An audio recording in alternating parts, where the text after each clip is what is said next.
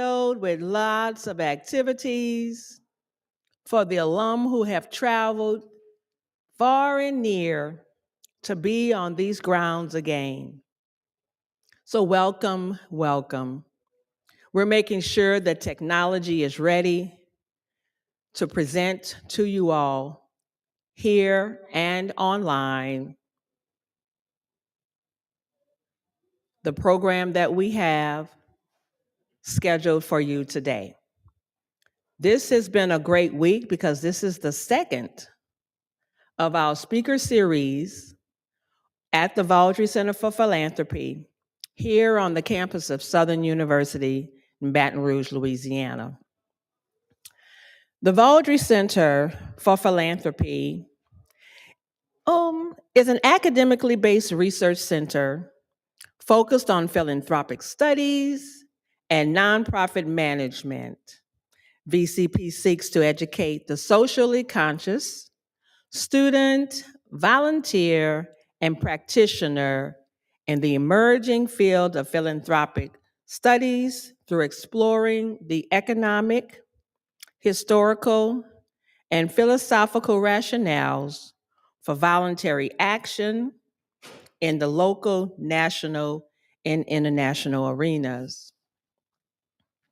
This was the dream of Leon Valdry, class of 57, and Warren and Virginia Valdry, the class of 1959, here at Southern University in Baton Rouge. The Valdry's philanthropic impact has influenced giving throughout the Southern University system for more than 50 years. Mr. Valdry couldn't make it today. He was a little under the weather. So we do hope he, now over 90 years old, will be able to watch us today or in the near future. The Valdry Center for Philanthropy at Southern University acknowledges the sizable contributions that Leon, Warren, and Virginia Valdry have made to their alma mater, and the need to support excellence in education at HBCUs by endeavoring to create a culture of philanthropy, promote racial equity, and provide a trained workforce to help direct volunteer action and charitable resources towards communities in need. I am Terry Braden, Director of Programs here at Southern University System Foundation, and we welcome you all. I'll now bring up to introduce our speaker, Christopher Freeman, Vice Chancellor of Advancement Operations. Chris?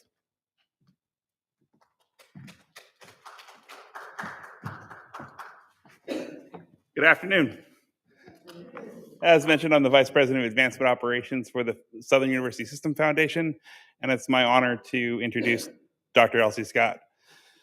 She is a 1968 graduate of Southern University, very appropriate on homecoming week.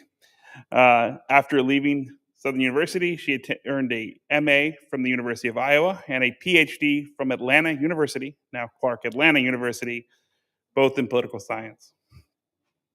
She is presently the founding director of the Ronald W. Walters Leadership and Public Policy Center at Howard University. Prior to her present position, Dr. Scott served as president and CEO of the Congressional Black Caucus Foundation. During her extensive career, she has held administrative and leadership positions in nonprofit and the government sector, including serving as Deputy Commissioner of Training for the New York Police Department. Much of her free time is spent volunteering with civic, educational, and charitable organizations, serving as chair of the advisory committee for the Valdry Center for Philanthropy at Southern University, and the boards of the National Coalition of Black Civic Participation and the John H. Scott Memorial Fund that was created to continue the work of her late father, a civil rights leader from Lake Providence, Louisiana. She is a member of the Delta Sigma Theta sorority and Metropolitan AME Church in Washington, D.C. Please let me welcome Dr. Scott. Thank you.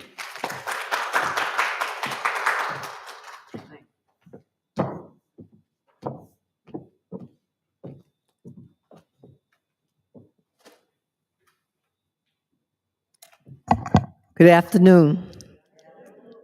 I would like to thank Southern University for inviting me back on homecoming week to talk about this critical topic. And thank you for inviting me on the weekend where Howard University, where I work, is celebrating its 100th anniversary, 100th homecoming anniversary. And so the good thing, I didn't have to house a bunch of people who graduated from Howard and not from Southern. And I got a chance to come down to Southern for Southern's homecoming. So today, I want to spend some time talking about opportunities and challenges for soliciting gifts from African Americans in higher education.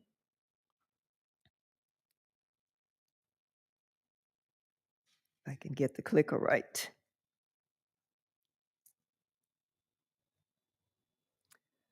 Okay, you've already heard that the Valdry Center, where you are, those of you who are in person, you're sitting today, the Valdry Center for Philanthropy was established by Southern University in 2019, and it's the first academic unit of its type at an HBCU.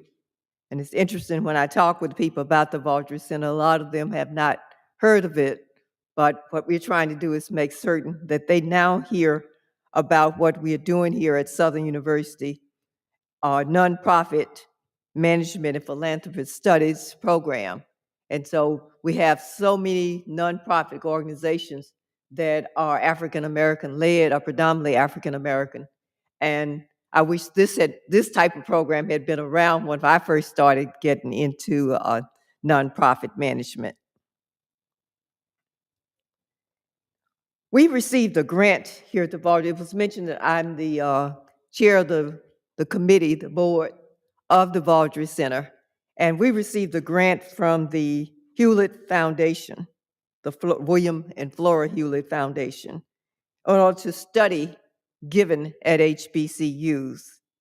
And so initially, we had planned to look at a cross-section of HBCUs and how they are raising money to support their organizations.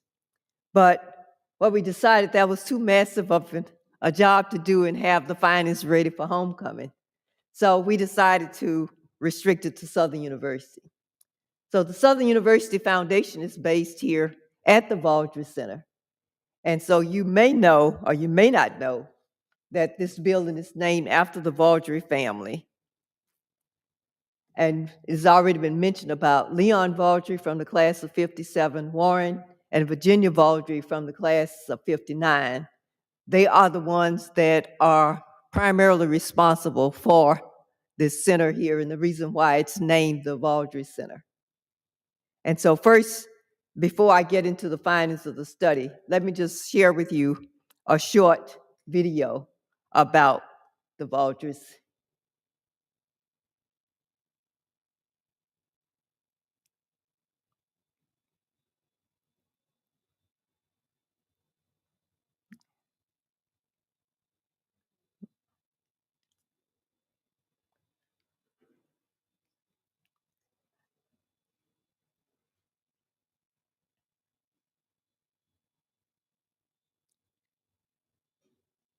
Greatest role on this earth is to help each other. He means that. I've seen that throughout his life. I've experienced it. My sister and I have both experienced it. He'd say, you should always help others when you can. If you have the ability to help someone, you should. And what I love about Leon is he's so humble, so unassuming. You never know it. He passes out the worship aids every Sunday. He takes up the collection. He's just a really humble man. He's the real deal. We have a lot of people that like to tell you their accomplishments and they're very boastful. Leon's the opposite. He's very humble. We're not braggadocious people. We're just regular people. And the most greatest goals I can ever achieve, reaching back, helping people, bringing people along. It's not about the money. It's about what you're doing for the people.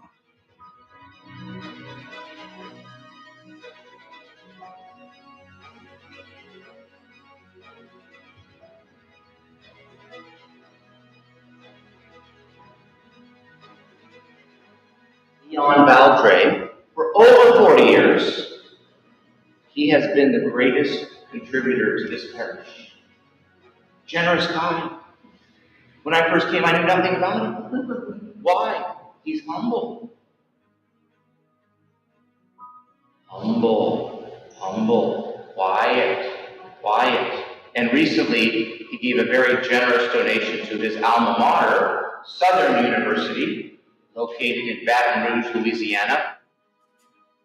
And rightly so, they are erecting the Valdry Center for Philanthropy. And it's going to hopefully inspire young people to give back, to not forget where you come from, and to think of the less fortunate. And that's why I'm so proud of Leon. Again, he's been so generous to his university, to his parish, all these other charitable causes. He's a great philanthropist, and he never talks about it. I want people to know that my dad was really a legend before he was even a legend. He's always been the same. Whether he was a little boy doing odd jobs, swimming in the bayou, to being an excellent student at the university, to being an engineer in Los Angeles, when he worked at a company that people actually cried when he left to start his own real estate business. And even today, giving back the way that he is, and now he's going to have his name actually on the university school. So it's just amazing. Leon Edward Valdry, he's a great father. He teaches others how to function in the community, how to give back, how to teach, how to become the person that you were meant to be, and then reach back and help others do the same. I want people to say about Leon Valdry, he came here and he did more than eat his lunch. He fulfilled a need for being on planet Earth, help human nature. We were put on planet Earth to do things. Okay, so that just gives you a little snippet of Leon Valdry, one of the brothers, the older brother. Yes, you can. And why we feel the need to honor him with naming this building and naming the center after him. Now, when we first started this study, I was concerned about getting the message out that that Black people are charitable. And so many people say, well, do Black people really give to Black institutions? And so through this research, we're going to be able to show what Black people have been doing, especially as it relates to giving to universities.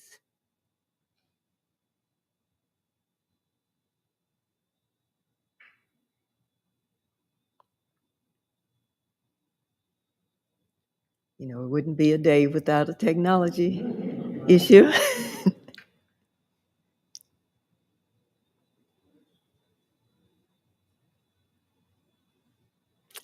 Okay, so I want to take you all the way back to the founding of HBCUs. That there were, a lot of people don't know that there were HBCUs founded before the end of slavery. And so here you have Cheney State in Pennsylvania, you have Lincoln University in Pennsylvania, and you have Wilberforce in Ohio. Now, Cheney was the first, and it's the oldest HBCU, was founded in 1837. And then in 1854, you had Lincoln University, which was founded by a white Presbyterian minister. And then in 1956, you had the African Methodist Episcopal Church, which founded Wilberforce University.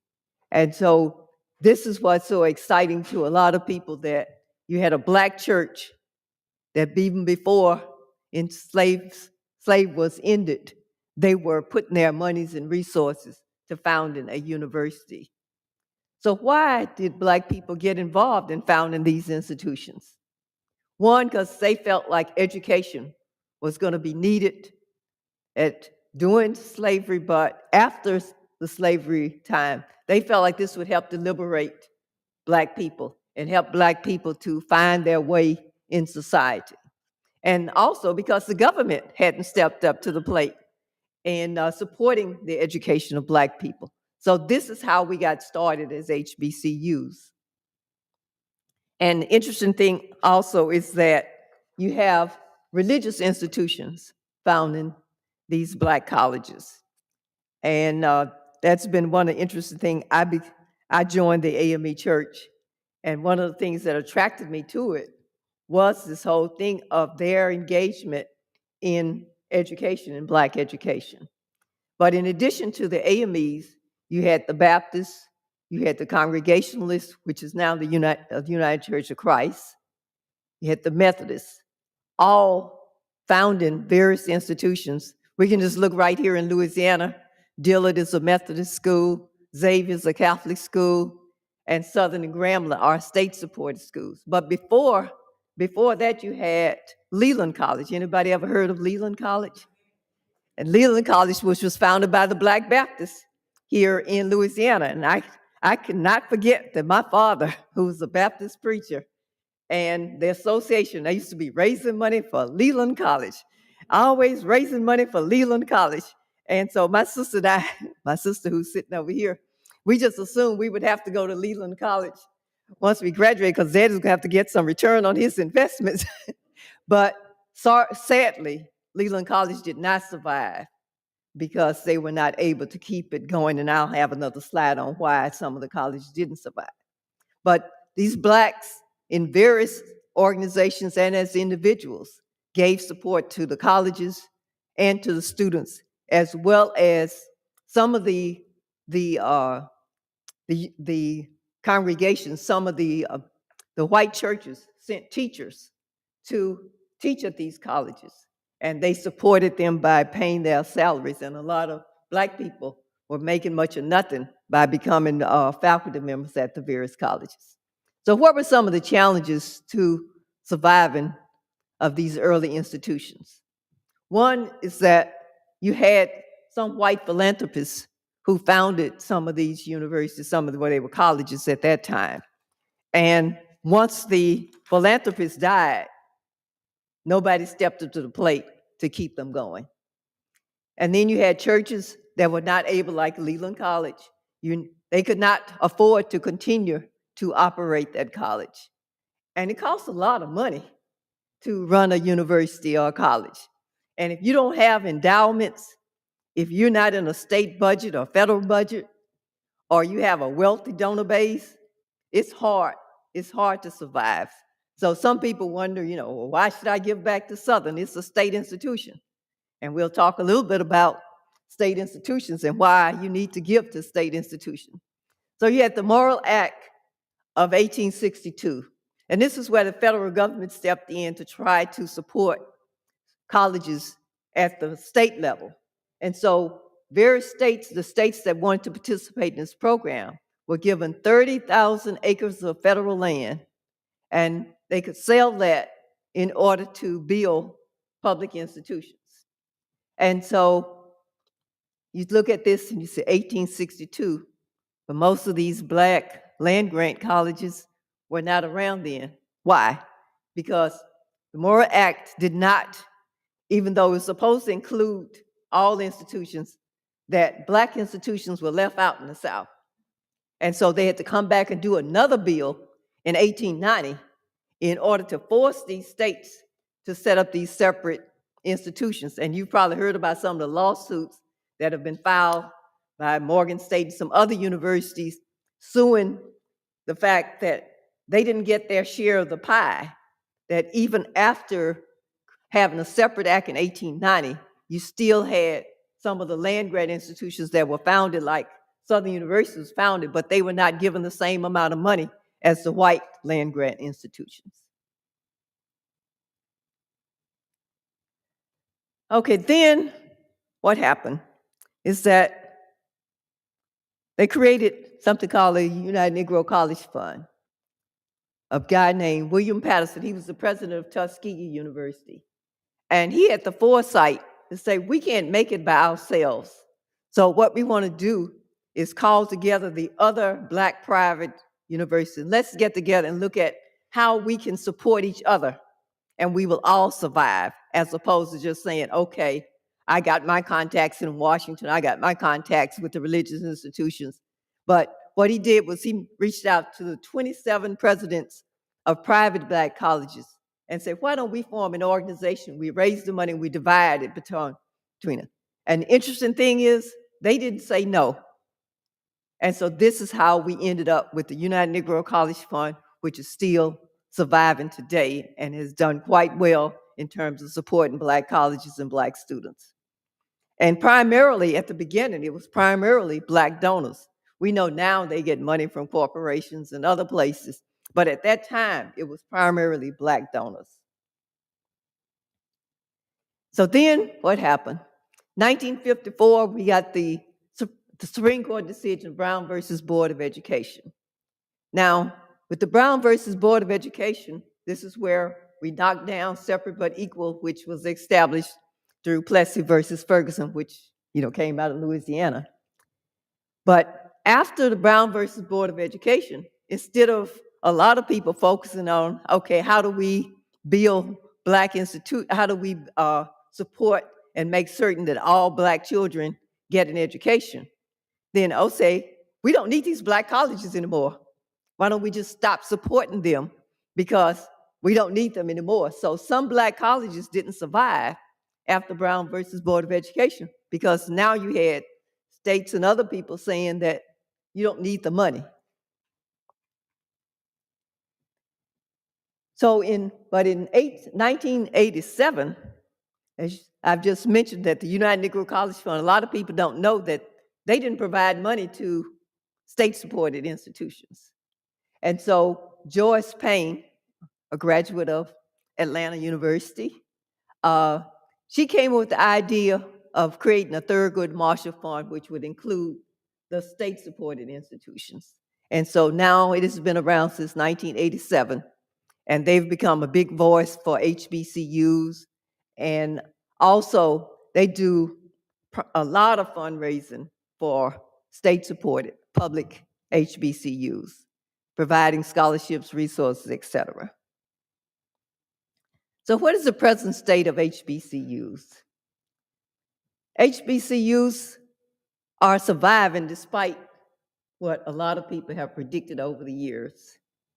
And some of them have seen increased enrollment, even though Southern has not. We have declined since when I was in school. But you have colleges like North Carolina A&T now, which is the largest undergraduate Black colleges. They've been able to build their university through focusing on STEM, and they're getting a lot of money from federal and private institutions around that. And so a lot of people predicted after Brown versus Board of Education that all of the HBCUs would be gone by now. But they have survived, and they are thriving, as we'll see. Now, there's now 107 HBCUs as of August, but 3 at the present time are closed. HBCU pride. A lot of people walking around wearing shirts saying HBCU proud. Now, because right now we have the Vice President of the United States, who is now the Democratic nominee for president, is a graduate of an HBCU. And we have HBCU graduates in all levels of office, at the state level, at the federal level. We have athletes, we have actresses, everybody, every category. We have Black people who graduated from HBCUs, and some of our activities have become nationally renowned. And even some of the small colleges like Xavier has developed a reputation for creating a lot of Black doctors, educating a lot of Black doctors. And so even though they're not the size of Howard University, but they are graduating many of the future doctors in the country, and now they're getting to medical school. Okay, let's look at giving, because that's what we're really supposed to be talking about. But I had to whet your appetite, so you start focusing on, okay, why should we give? We got this rich history. Okay, the national average for alumni giving of all colleges and universities is only 8%. But when you look at the top 15 colleges in the country, these are all colleges, they give an average of 22%. Princeton has the highest rate of giving, which is 46%. And throughout the country, private institutions tend to have more giving, a greater percentage of giving than public institutions. Why is this? Because a lot of people think, and even alums, they think that because we are state-supported schools, I don't need to give to Southern University because they need to be getting it from the from the state and from the federal government.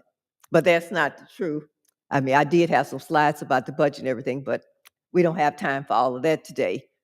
But Forbes, a lot of people say that, oh, or Black people don't give to, that's when HBCUs are not doing as well as they are because we don't give.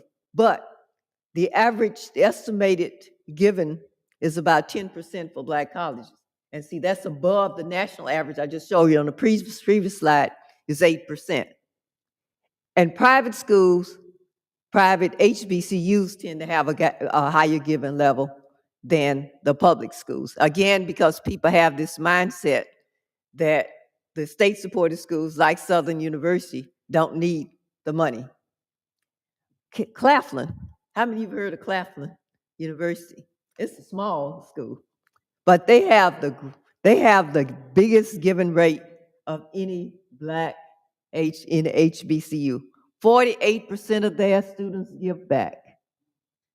And that was one of the reasons why I want to do this whole HBCU study, because I want to spend some time talking to some of their alums to see how did they develop that environment, that whole culture, I should say, of giving. And of course, Spelman and Bennett, the two Black female institutions, they have a higher giving rate. I think Spelman has the highest giving rate of all of the other HBCUs. And so I asked for the figures on Southern University. Not sure whether these are quite accurate, but we're still working on getting that. But it looks like it's about 4.6, 4.8% of giving back of alums. And the other thing I want to do with the study, want to be able to see if we can go back and look at, because I think it has increased with the new technology, that the giving percentage has gone up. So another thing that has helped HBCUs was the social justice movement. That when we were locked down in the pandemic, and a man named George Floyd was killed by the police, that the country saw some of the things Black people had been talking about in terms of social justice. And so there was an uptick in giving to HBCUs. Mackenzie Scott, who was married to Jeff Bezos, one of the richest people in the world, and they divorced, and she decided to give to the poor. And she decided to give to a lot of Black colleges, and not just the ones you always hear about, Howard, Spelman, Morehouse. No, she dug down and found some colleges that people hadn't heard of. And that was just the first round. And in the second round, she gave even more. So you had people like that. But let me just mention, which I don't have on the slide here, is that we've had Black wealthier people that have been philanthropists given to HBCUs. Bill Cosby and his wife, Oprah Winfrey. And you could just go down and you'll hear a lot of Black wealthy people that have given to HBCUs.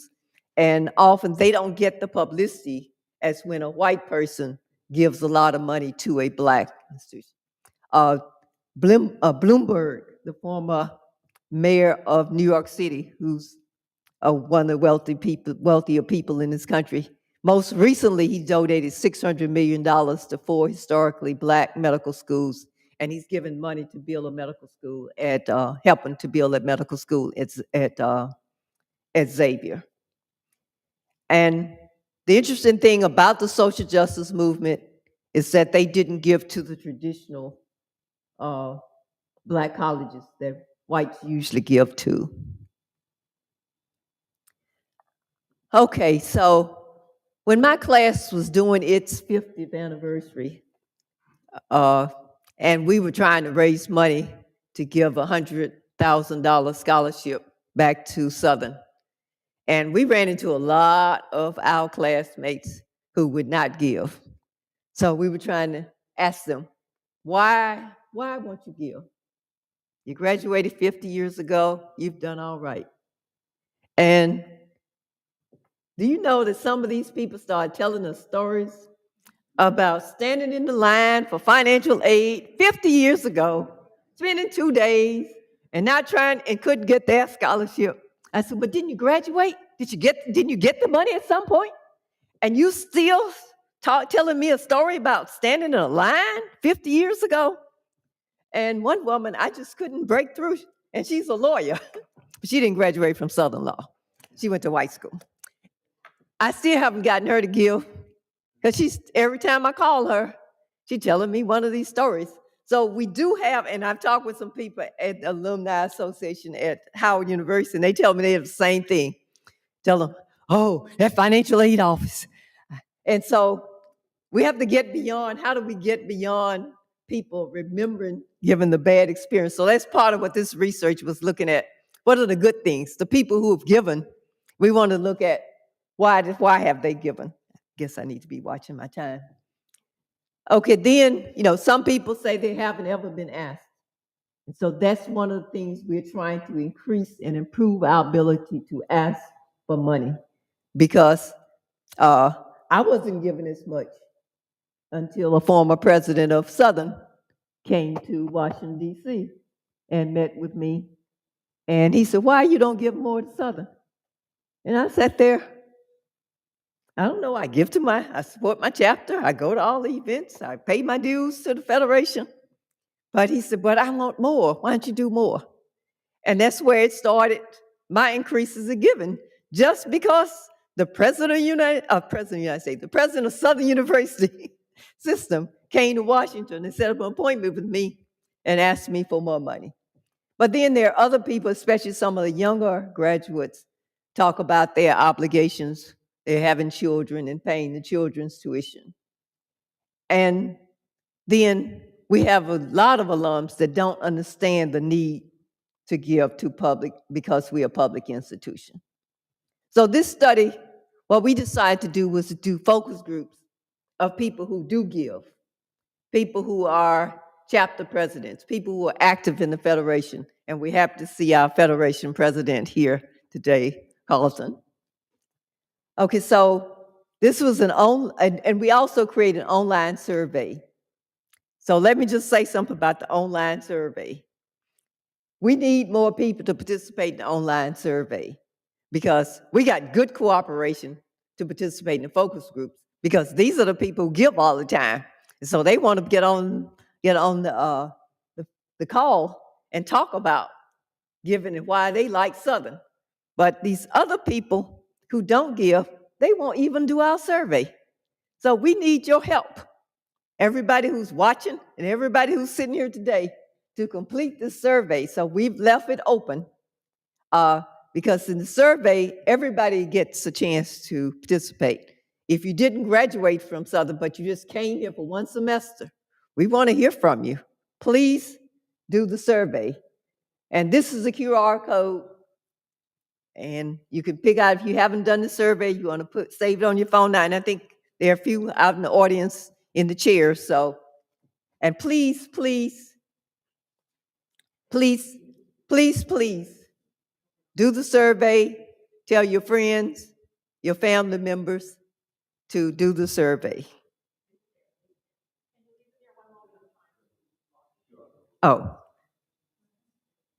so leave it there. Okay, we'll leave that for a minute for you all to take a picture.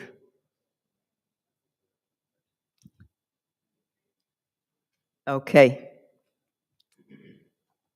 Now these focus groups, and we may have a few people in the room who participated in the focus groups. We asked for people who were active in the Alumni Federation, people who were active in their local chapter, people who made contributions to Southern University. Those were our targeted groups. And we held three focus groups, and we had no more than 15, because it's really hard for everybody to be heard if we did more than that. So between July and September, we did these focus groups. And so this, I just want to report out some of the findings from this focus group. So we asked the question, what comes to mind when you think of Southern University? And these were four topics that really came through in the focus groups. They were all positive. All were positive. So people who give to Southern, they had positive experience. When we talked about family, some people talked about it as Southern becoming their family.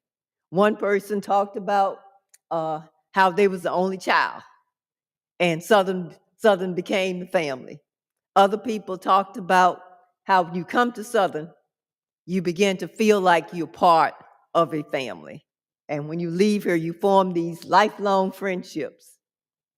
And this thing of legacy, there was a lot of discussion about legacy. One person talked about having, 11 brothers having gone to Southern, and it's part of their legacy. You go to Southern, you part of that family, you go to Southern. But other people talked about the legacy of Felton Clark and what he brought to this institution when he was president, and it has been passed down and built upon by other people who have taught and have been administrators here at the university. So we asked them, why do they give? Many people talked about they give because Southern gave to them. Why would I not give? Some people said. And they wanted to show gratitude. Others want to make certain that the students today get the same opportunities that they've gotten because they graduate from Southern. And I remember when maybe one or two people talked about, why wouldn't I give? They need the money. So we asked the question about how frequent do they visit the foundation website, and it really depended on what positions they held. Like chapter presidents and other people that are active in the Federation, they tend to go there when they need information. They're going to have a chapter meeting. They want to talk about what's happening at Southern, then they go there for information. Federation members and chapter officers tend to go more than other people because this helps them to do their volunteer job.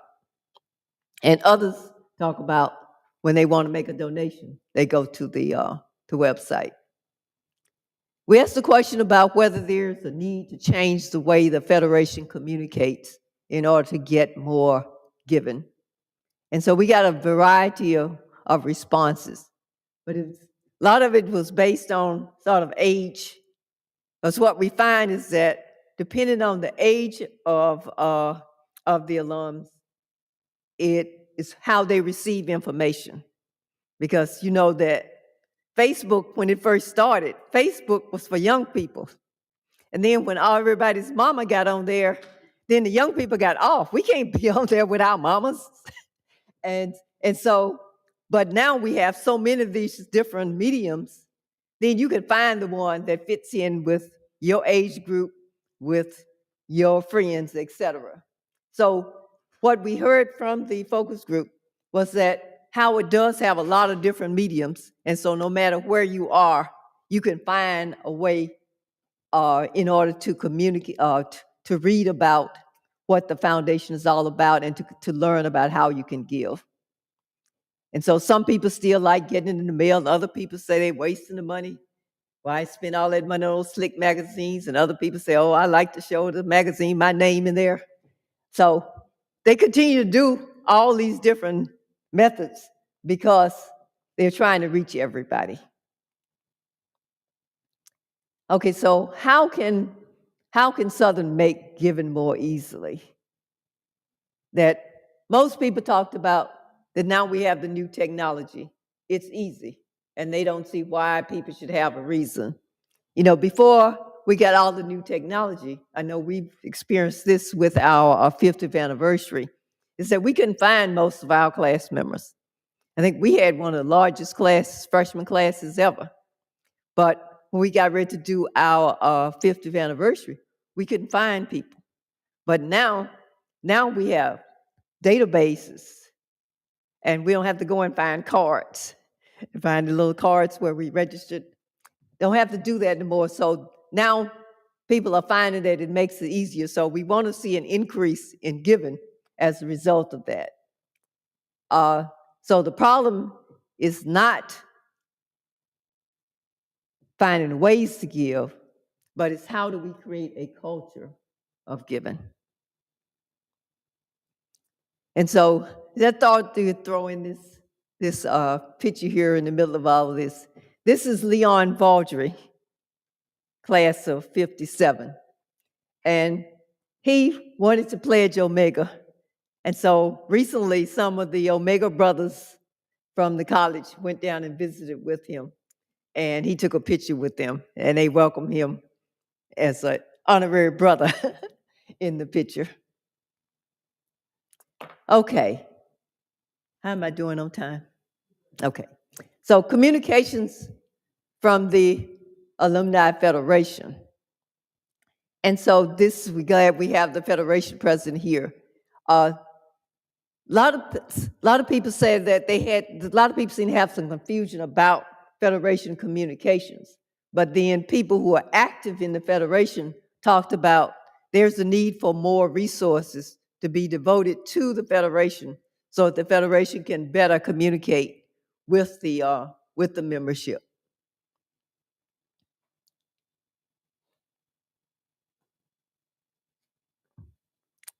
So we talked about whether, some people suggested that we could raise more money if we appeal to some of our famous graduates to support us, athletes, military. We have people in all types of genres that have graduated from Southern or at least attended Southern. I even understand that Common spent a semester or a year here. So we have to make connections with some of these people who may have money or whatever and see if they will give also. These are some of the suggestions that came from the focus groups. We asked about phone calls from students. Some of you have received these calls where students will call you and talk about making a contributions. Everybody who had received into these calls liked them and thought that they are quite effective because they get a chance to hear from a student who's benefiting from some of their giving. So how can we increase alumni giving? This is a summary of some of the things that came out of the focus groups. That people like to be recognized when they give. They like to receive some type of thank you. And in fact, they teach you in some of these schools that you need to do thank you 3 times, 3 different ways, and that's when a person really feels valued. Using up-to-date technology to announce opportunities and recognize giving. They also want to make certain that you stay in communication. Now, I hear less of that from talking with alums than I did 10 years ago. Because people saying, well, I never hear from them. I never hear from them except when they trying to do some type of benefit or whatever. But now we hear less. Some people complain that they get too much mail from the foundation. And maintaining up-to-date contact lists, that becomes easier with technology. And also this having different ways for donors to contribute. Because some people, like in most of your churches now, I know in my church, they talk about, we have 5 different ways to give. And whichever suits you best. Those of you who want to still give the old-fashioned way money, those just coming around with the plate. Those of you who need a credit card, the credit card's in the back. Go back and do your credit card. Those of you who want to sit at your seat, just pull up the app on the phone and do Cash App. And so if the churches can get modern and give you all these different ways, then we can be modern. And so one thing you'll see about Southern, there are a lot of different ways to give. And people who want the old-fashioned check mailed it in, you don't trust anybody, then you can do that also.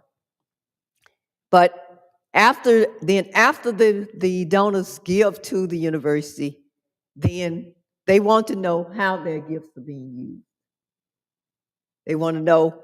And so, but now there's a whole smorgasbord.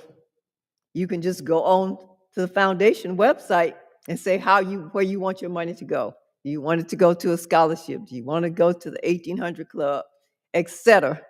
So, these are some of the things that have increased alumni giving at Southern.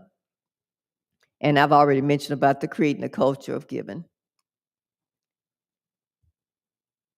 Oh, we got another.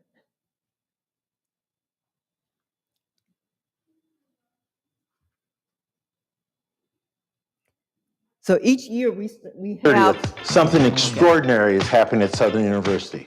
We're embarking on a mission to elevate our campuses to unprecedented heights, and we need your help. The Southern University System Foundation $1 Million March culminates on Issue Give Day 2024. Alumni, students, staff, donors, and friends of the university, we're asking that you rally behind us in support of our campaign to raise $20 million on behalf of our beloved institution. This endeavor transcends mere fundraising. It's about the unified strength of our community making a profound impact. Will you step up to serve as an MDM captain by pledging to raise awareness and support for this awesome cause? Can we count on your support for the programs at Southern University that you are most passionate about, ensuring their continued excellence and advancement? Every action you take makes a tangible difference, empowering our institution to thrive and flourish. Join us on SU Give Day 2024, and together, let's shape the future of our beloved campuses. Are you all in? Okay, as most of you know that a few years ago, Southern created this Give Day. And this has been a way for people throughout the university, throughout the alumni associations, to participate. And when it first started, you had to have a captain. Now you don't have to have a captain. You can just give, and you can go and find anything that interests you at Southern University. If it's the athletic department, if it's a scholarship fund, whatever it is. And Give Day is not just one day. It's put out there early enough where you have plenty enough time to make your contributions to the institution. So we have quite a bit of time where we can engage in some more discussion, but just want to come back and say, please, please try to get the surveys completed. Please try to find some people in your community, people in your class, and ask them to fill out the survey, especially people who are not given regularly to the university. We want to hear from them.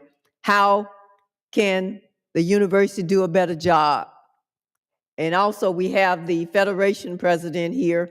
He maybe can talk, may want to talk about how do we get more people engaged in supporting the Federation?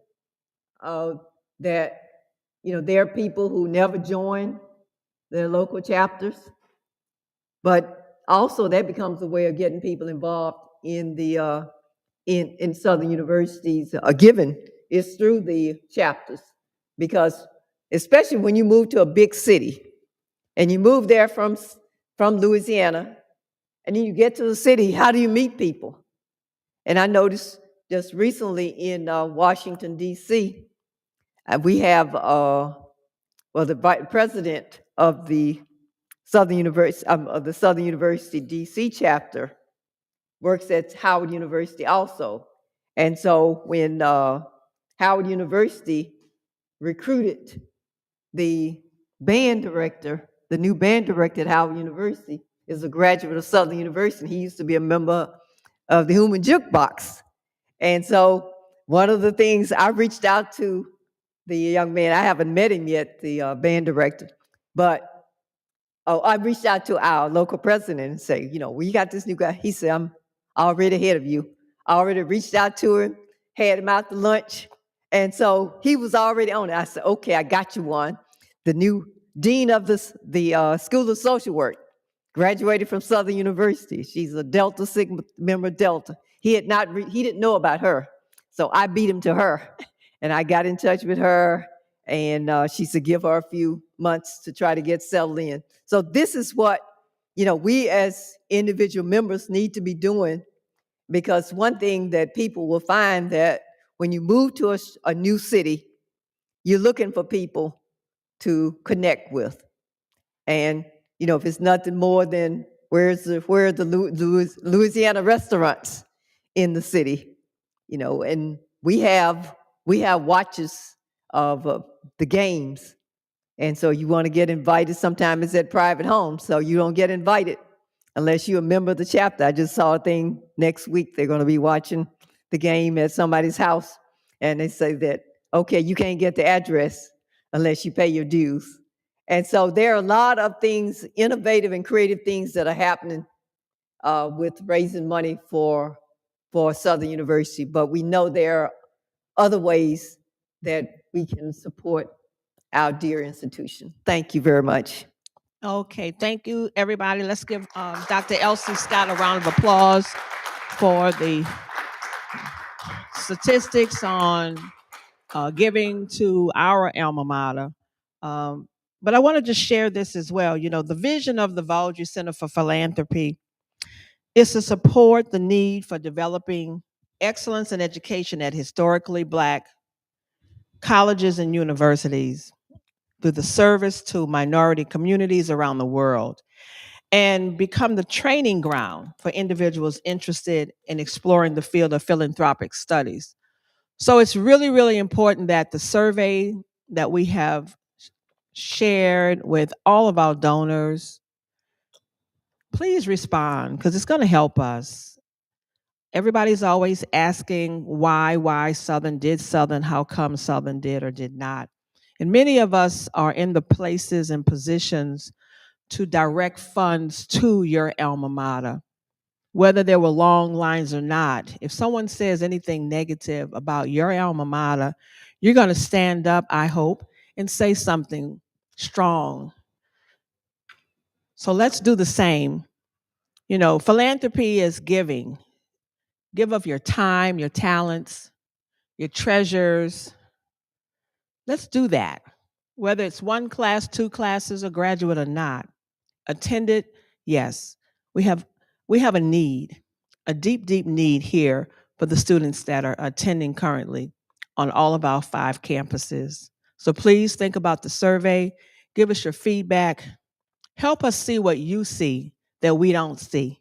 As we always know, we can step over something and someone else has to pick it up. So let's do that as well.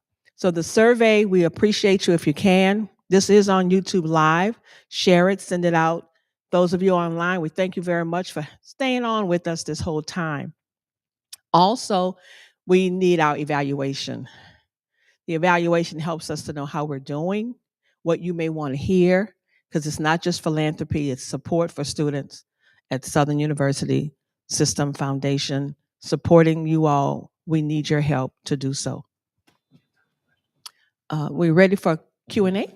Yes. Okay.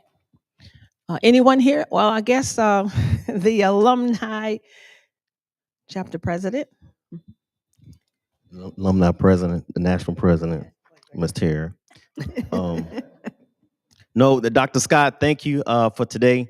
I wasn't expecting to speak, but it's a lot to unpack that you had up here, and I'll be honest, I don't even know where to begin because we're going all the way back to Leland, all the way to we got possible alumni center coming up here on campus, so it's a lot to unpack in your presentation.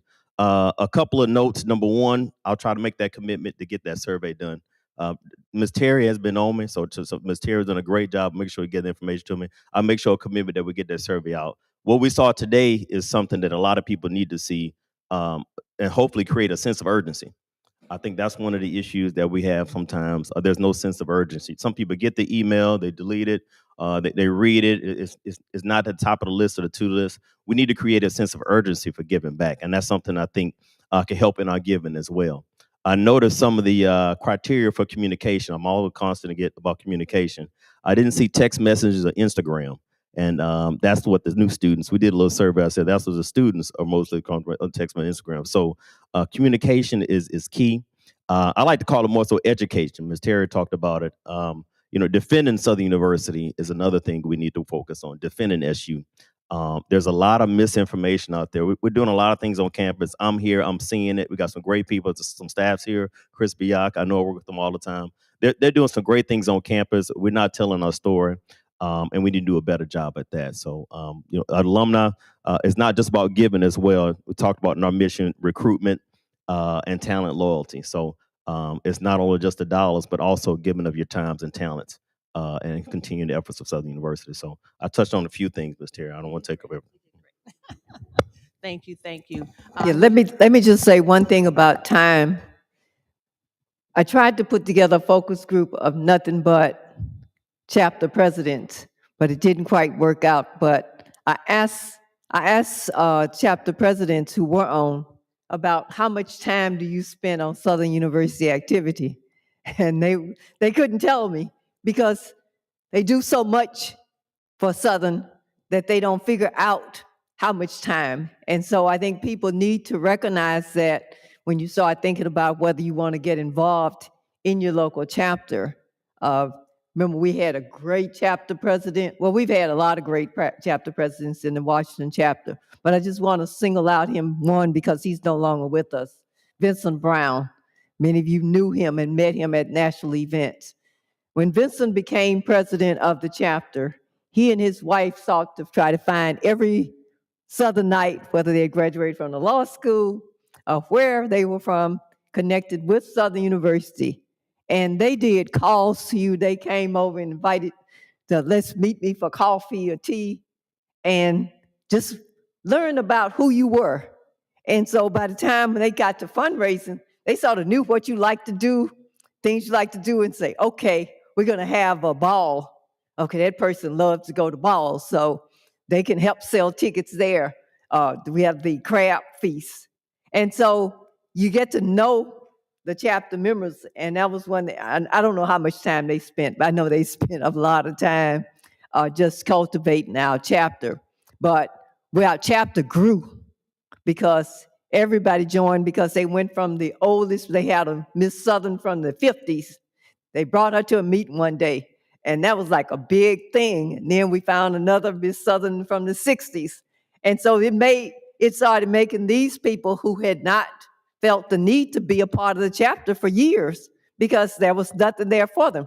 Now when they come to the chapter, they were celebrities. The two people had been kicked out of Southern University back in the 60s with the demonstrations. We made them king and queen, and they felt special. So, that's one thing, a lot of the chapter presidents go out and do a lot of creative things, and we never think about how much time and energy they devote to this. And so we just try to get people, okay, just meet the chapter presidents halfway because so many of them are doing so much for Southern. Thank you. Hello, I'm Gail Walker Mitchell. I work with Alumni Affairs at the Law Center. And I want to talk about some things that came up today that are just so real that really need to be addressed. You talked about people having gripes about systems that are used to start here. We run into that a lot with graduates of the Law Center, that when you talk about giving, they bring up those situations about this happened to me and who did this and all of that. We need to work on streamlining, being much more effective on the enrollment process, and in some cases, the graduation process. It's just way too many complaints about, especially the enrollment process. And whatever needs to happen to straighten that out would go a long way as far as people wanting to give back so they won't have these situations where it's something that just bothered them so much that they can hold a gripe that long.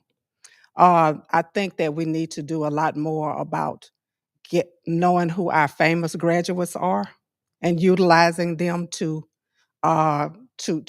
promote in both cases, in undergrad and graduate. We have a lot of people who graduated from Southern and the Law Center who are doing absolutely mind-boggling things. But I mean, I work here and I don't know about a lot of them. So that really needs to happen. Another thing is communication about what goes on the campus. There's things that go on here that's really great. And if you could tell people, well, you could come to this or we're doing that. But a lot of times we don't know what's going on. You see things going on campus, you have to ask somebody, well, what's going on there? I mean, we really need a strong system of making sure everybody who works here knows what's going on here. So those are mine. Those are some great suggestions. And I see that, I see that working at Howard also. Hear this whole thing of people complain about things that happened 20 years ago or what have you. And not knowing what's happening, people call me and say, Hannah Jones got whatever on campus today. I don't know because they didn't send anything out. They just posted the day of, and I already got my schedule full. So give it a mic so they can hear online. We talk about we need to do this and everybody, yeah, we do, but then it doesn't change for years. So it needs to actually change. I think that the audience that we have right now, Ms. Mitchell, is going to help bring that change and that awareness. Let's take a moment to shift to our online viewers. We have some questions from them. All right, we have a couple comments, or one comment from Paula Northam. Awesome presentation. In addition, I've got 2 comments and a question from Laquita Thomas. First, I'll do the comments. Dr. Scott, thank you for your presentation. This discussion shows we have a lot of opportunity at Southern to educate the entire community regarding the lack of funding from the government. Next comment is the outreach of our alumni chapters is critical for successful engagement of Southernites across the country. And finally, her question, do you have any ideas on how we effectively educate the masses to encourage more giving from our SU community? Okay, the last question, one person or several people in one of the focus groups had addressed that about how do we educate. They had suggested that right from the time that a student comes to Southern, we have to get them of the mindset that you are part of the Southern family and you owe it.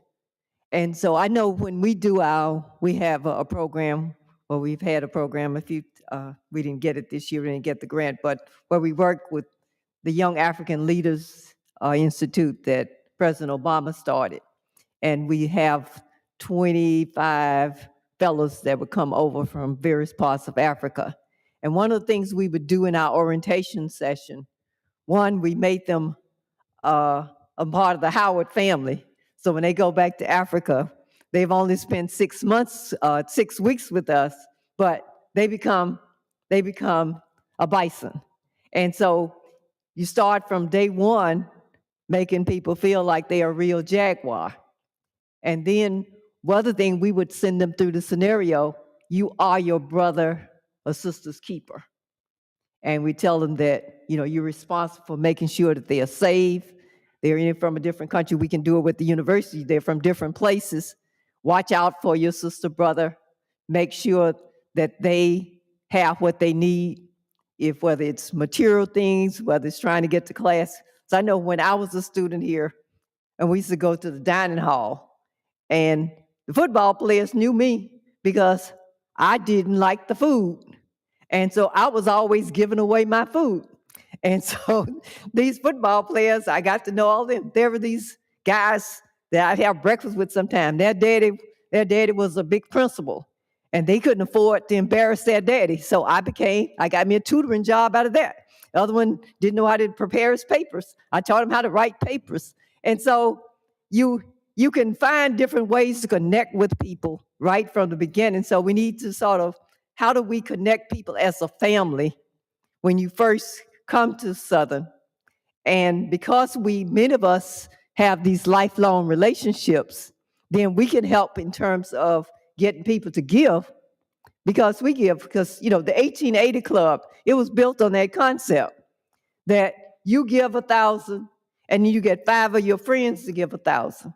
And so after President Mason came to me and asked me for my 1,000, and then I looked around, my girlfriend who had graduated, we had gone to Atlanta University after we left Southern, and I got her to give, my homeboy from Lake Providence. So, you can bring other people in, and I think often we don't think about asking our friends to give. We may ask them to buy a ticket to come to a ball, but do we ask them to be a part of giving every year, giving all the time? Okay, there's another. Yes, we have a couple of students have raised their hands. Okay. Dr. Scott. Can you introduce yourself? Good afternoon, everyone. First and foremost, I'd like to thank Dr. Scott for your time and also for the amazing presentation you have presented to us. My name is Nishara Brimmer. I am a senior here at Southern University. I major in business management with a concentration in human resources, and I just want to show my appreciation. Working here at the Valdry Center, I have seen how hard our faculty and staff work to make sure that me and my peers are given the opportunities not to only succeed in our academics, but for our careers as well. While being at Southern, I can honestly say it has changed my life. I've been given opportunities that I never thought I would have received, including a trip to New Orleans that I took over the summer that later turned into receiving an internship that I will be interning in Atlanta, Georgia. So I'm very grateful for that. I have always felt like I've been truly welcome here at Southern University. From the professors to the staff, they have truly made me feel like this was a home away from home. So I just want to show my appreciation, and I'm truly grateful.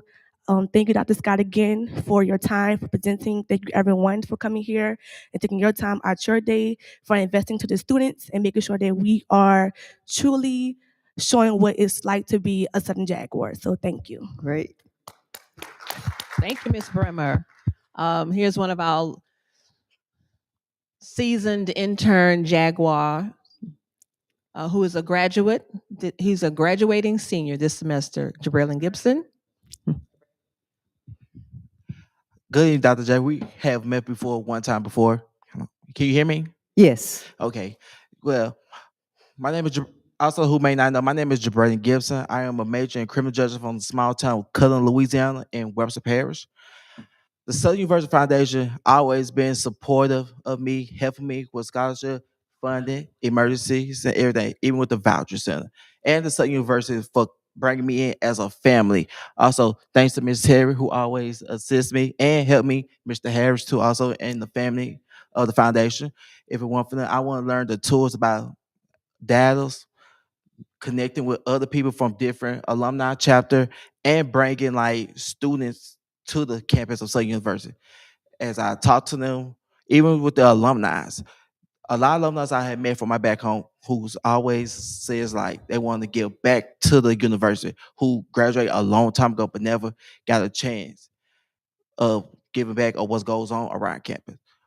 Also, as me being a future graduate in December 13, I wanted to connect with like alumni of how to give back, and also the students who's planning on graduate in the spring and for the future on how they could connect with the alumni chapter once they leave out of Southern University, how they could connect with the president of their chapter or the national president. Carlton, did you want to make a comment on? I know this brother really good, so we I know we good. We talk all the time, so I always try to help him out. And mentorship is part of the thing at Southern University. But we talk about some of the avenues. We have the website, and then our national network. Dr. Scott gave a good example several times of how her chapter was engaged and got her involved with Southern University. And I took the president for her to come and give a little bit more. But her work with the chapter is really involved. So wherever you end up, let's get you engaged with the chapter. And I talk with Neelan as well. Documenting when the students leave and getting that contact information is critical because we're losing them as soon as they graduate, and their student address doesn't work anymore after they're out of here. So, phone number information, all that stuff usually changes. So that's always a challenge. So I'm definitely up for the conversation. We have a question here. Thank you. Thank you, Dr. Scott. I was really excited to be able to come today. I was racing to get here, so apologies for being late. Thank you. It was really refreshing to see the entire presentation that I saw, just really affirming of all the work that's going on in higher education and specifically at HBCUs around giving and alumni support and just the history of HBCUs in terms of where we come from. I had a quick question on the slide where you talked about Bennett and Spelman, specifically in how their giving is high. Wondering if you had drilled down in your research with HBCUs to see if there is any gender differences in giving. Are we seeing that there are more women who are giving in general versus men? And does that have any connection perhaps back to the enrollments or our graduation rates, given that we're likely these days graduating more women than men? I can say that for Southern for sure. So just curious about that. And if not, I would be happy to assist you with that. Great. No, that's a great recommendation about looking at gender giving, because almost every HBCU that I have a connection with now, they have more women students. At Howard, 70% of the student body are women. And so we need to look at that in terms of gender given, but also, I guess, beyond given is look at gender enrollment. I just tried to get a grant from the Spencer Foundation to look at how to get more Black males in HBCUs, and I didn't get the grant. But I had been inspired to look at that by working with the what's the center, Honore Center down in New Orleans, where Southern University is trying to get more Black males into college. But yeah, definitely, I think that the giving at Spelman, I'm pretty certain it's given at Spelman because I know a lot of people graduate, is based on, they create the sisterhood from the time, but they do it at Morehouse too, so I can't say that because Morehouse had a nephew went there and they create them into this brotherhood, the Morehouse man. And so I'd like to, we might want to look at why Morehouse men don't give as much as Spelman women, a greater percentage. But yeah, we'll talk. Good afternoon. My name is Kelvin Coney. I want to build on the question Ms. Robin asked. We give to Spelman, and one of the things I see different when you give to Spelman is that I get a correspondence about every quarter, like updates on what's happening in the university. They do an annual report with all of the metrics that they track from a performance standpoint, where they rank at, what they're working on, capital projects, everything, right? So it's almost about that engagement. So once you give, it's almost like you become part of their family. And that's coming from the university, not the foundation, right? So this is not a foundation give, it's a university feedback. So, as I think about Southern and I think about where we are today, we have to really, really think about how we tell our story in a way that makes folks feel excited to want to be part of this organization and want to give, right? We also need to talk about who we touch and how we touch, right? We're a special institution that we touch kids that typically don't get the opportunities at certain universities, right? We have a high percentage of Pell Grant. We have a high percentage of first-time college graduates. That is something that we need to exploit as we work with people. I'm one of those individuals, right? And so when you leave here and you have the opportunity to come to an institution like this and attain a degree and go off in corporate America and try and survive and do fairly okay, that is a story and that's the people that we serve, which is much a little bit different than a Spelman or a Howard, because their kids are the top echelon in grades, ACT scores, SAT scores, right? So, the opportunity is that as we think about collectively, what do we do as an institution? We need to go and benchmark those institutions and take back best in class of what they do and create a strategic roadmap on how we basically implement it and reapply. Because if we continue to do the same thing we're doing today, we're probably going to get the same outcome. And that's just real, right? It's the same thing with A&T. We donate to A&T. I get something at least 3 times a year from A&T. like from the university. So it's just something we want to reapply. Well, thank you for your comment. I'll just think back to Southern has come a long way because I graduated, I got my master's when I left Southern, I went to Iowa. And every time I moved, and I moved a lot of times in my life, Iowa always found a way to find me. So how did they get my address? But I found that larger white universities, they had money to pay for address changes and stuff like that. And so now that we're more into a new technology era, then there's not as much of an excuse for not keeping in touch and finding people. But you're right, you give to Spelman. A friend of mine, daughter, was starting the scholarship for Johnetta Cole at Spelman. And so she called me and asked me how to create the scholarship and how to raise, she needed to raise at least $500,000 to get the scholarship started. And so I told her, and so then I gave because I wanted her to be successful in creating the scholarship. And you're right, I get more stuff. I get their magazine. So why is Spelman sending me all this stuff?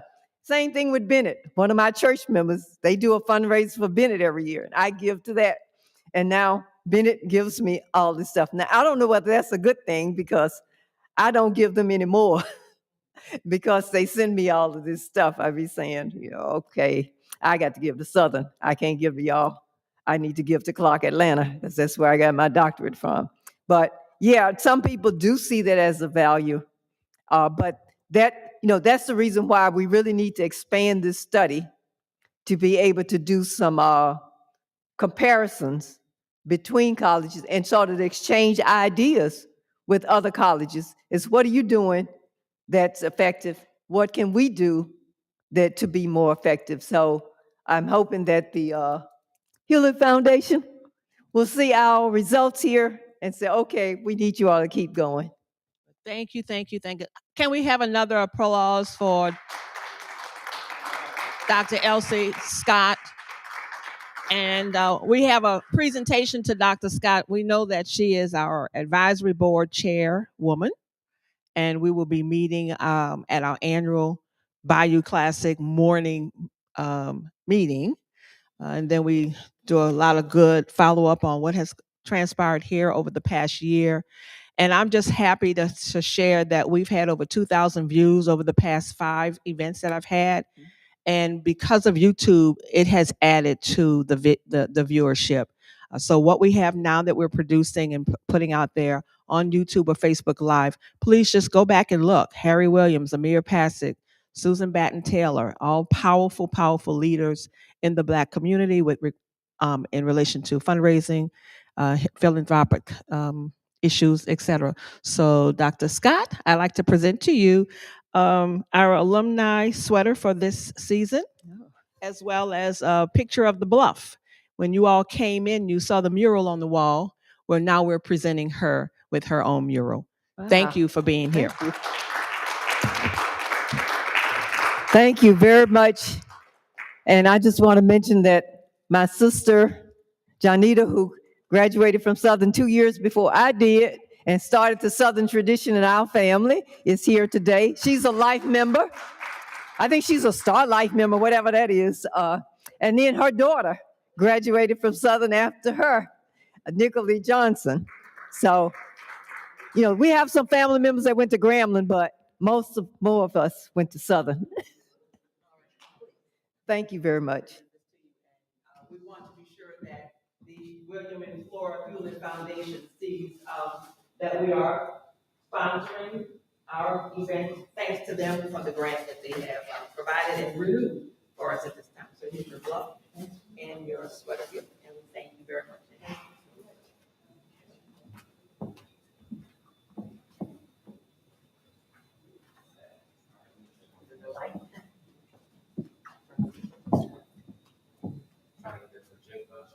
Oh, okay.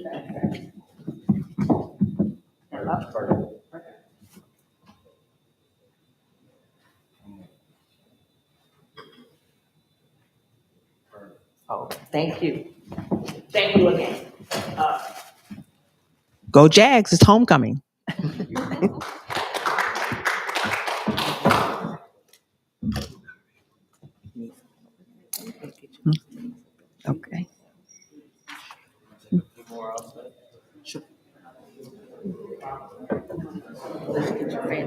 Okay. Okay. Thank you. It went okay.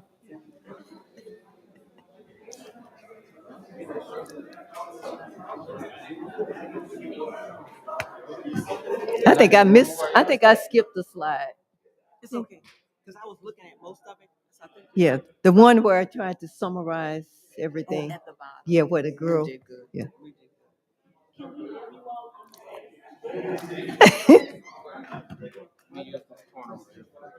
all right. He said he wants to. Proud niece. Proud niece. This was wonderful. I got to put this chat.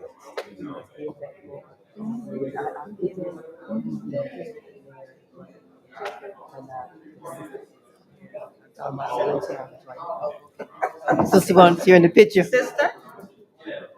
In Carlton. In Carlton. Come on. Come on, Carlton. Yeah, I told him. His my nephew got murdered. That was his best friend. So he's like a cousin. He's like their nephew. Yeah, they were best friends. This right here. Get somebody get one on my kids, guys. Do y'all want this in the back? Well, y'all No, do the this family is one first. we got this in the Oh, back. this one? Okay. You part of the family? Y'all want to get this in the back? I don't know. It'll probably interfere with The Valdry. That's Well, fine. we're about to turn it off. Pieces that was the license. But we can do We that. get some personal pictures. We Yeah. can. Yeah. Thanks very much.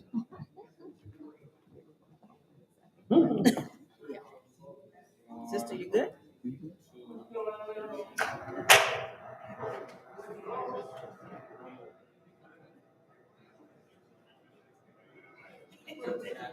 Okay. So now we want to get here. All right.